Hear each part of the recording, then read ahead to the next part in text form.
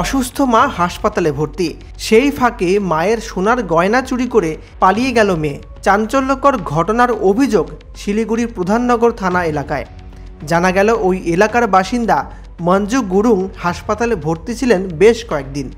বাড়িতে ফিরেই দেখেন মেয়ের কোনো খোঁজ নেই, আলমারি থেকে সোনার গয়না উধাও।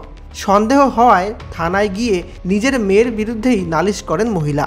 এদিকে এফআইআর পেয়ে তদন্তে নেমে শালবাড়ি এলাকা থেকে অভিযুক্ত মেয়েকে গ্রেপ্তার করে পুলিশ। এরপরই নাকি চুরির কথা স্বীকার করেছেন তিনি। জানা যায় সে চেন দুটি বিক্রি করে দিয়েছিল শালুগাড়ার এক সোনা ব্যবসায়ীর কাছে। পরে ওই সোনা ব্যবসায়ীকে গ্রেপ্তার করে তার বাড়ি থেকে প্রায় 25 গ্রাম সোনা উদ্ধার করা হয়েছে বলে জানালো পুলিশ। দুজনকেই শুক্রবার কোর্টে তোলা হয়েছে। প্রশ্ন উঠছে, কেন সে নিজের বাড়িতেই চুরি করলো? এর পেছনে কি অন্য কোনো ঘটনা রয়েছে?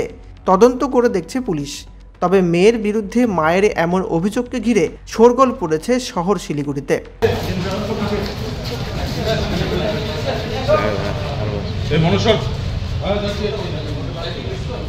দুজনই একসাথে তো একসাথে করো না দুজন।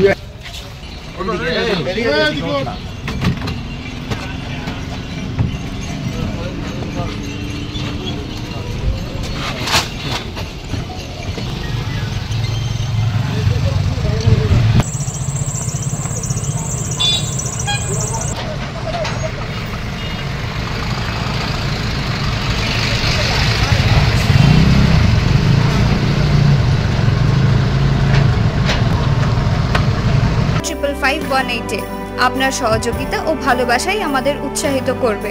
ধন্যবাদ।